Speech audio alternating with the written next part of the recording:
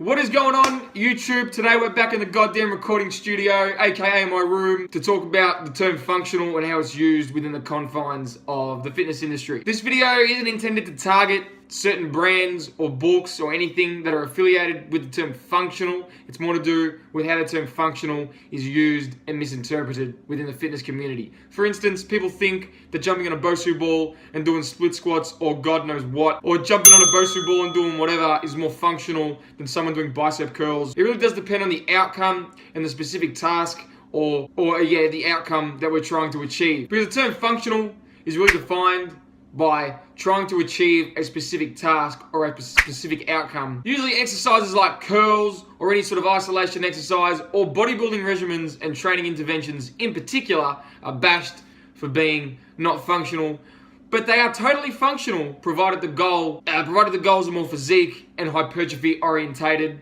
as opposed to, let's say, doing squats on an unbalanced surface. Those exercises aren't functional if the goal is to have bigger legs, because I can tell you from experience and with reference to some pretty significant and meaningful research that doing squats on unbalanced surfaces is not going to give you stronger legs and not going to give you bigger legs because of limitations in force outputs and potential loads that you can place on the lower extremity. There's also the other argument that everything except isolations is functional and isolations are not functional because they only train one joint. And that concept is flawed in a physique-orientated setting and in a rehab settings. That there are a lot of exercises out there that are rehab exercises, quote unquote, that do incorporate movement at one joint. So that makes them not functional, but yet the outcome is to alleviate whatever discomfort the person's feeling or retrain those movement patterns and muscles again. And if that outcome is that outcome, then how is that not functional? The argument that only compound exercises are functional is way less stupid than the argument that unless the movement is in every other movement plane and not the sagittal plane, then those exercises are totally functional. But once again, all these concepts are totally flawed with reference to the term and the definition of functional, which means that a specific outcome has to be achieved for the task to be considered functional.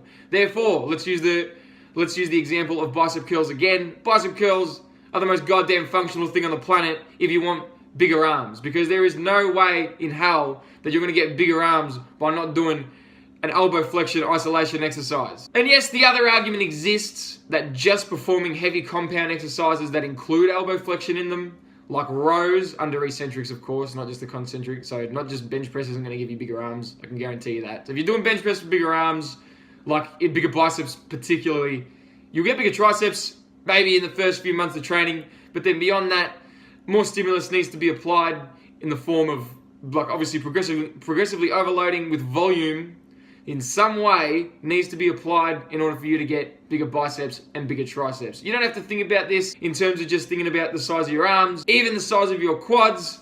There will be a time where you have to incorporate leg extensions into your program in order to achieve the desired outcome of bigger quads. The main point is that once you've exhausted all your noob gains, you will have to eventually add some isolation exercises. So don't go thinking that your program has become this non-functional mess of, I don't know what people tell people these days, but don't go thinking that you're less functional than the bloke who doesn't do isolation exercises and that you'll, I don't know, because you're so unfunctional and don't do things on unbalanced surfaces or don't do corrective postural exercises that alleviate whatever dysfunction someone told you are going on. Don't go thinking you're going to trip on a gutter, fall, hit your head, and because you're not functional, you didn't roll out of it and sweet chin music the guy next to you for shits and giggles. But if you really don't want to do isolation exercises and just want to do compounds and you're a physique-orientated trainee, I'd advise against that. But if you really don't want to do that, you could just add more sets of rows or presses, or if you want bigger quads, you could just do more squats.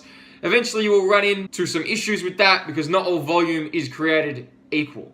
If I just did 10 sets of squats and called it quits, I would literally call it quits for probably a good 10 days. I would be wrecked. The amount of fatigue that would generate would be immense compared to maybe doing, 4 sets of squats, and then maybe some leg extensions at the end of your session instead of doing 10 sets of squats and totally dying and not being able to train legs for, however long you would not be able to train legs for. Order your volume effectively so that the main training outcomes, like hypertrophy in this case, are at the forefront of the training program. Anyway, another thing to consider is that just because you did way more doesn't mean that that equals way more. There are instances in research where people end up doing more and they end up gaining less because of various reasons, like they end up non-functionally overreaching and perhaps interfering with certain metabolic pathways a little too much, and thus inhibiting the amount that they can grow because recovery is inhibited. To conclude, real functional training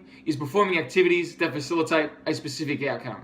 If doing squats on a Bosu ball does not facilitate that specific outcome, it's not functional. But if bicep curls, tricep pushdowns, and other isolation exercises facilitate a specific outcome, they are functional. Thank you very much. Speak to you in the next video.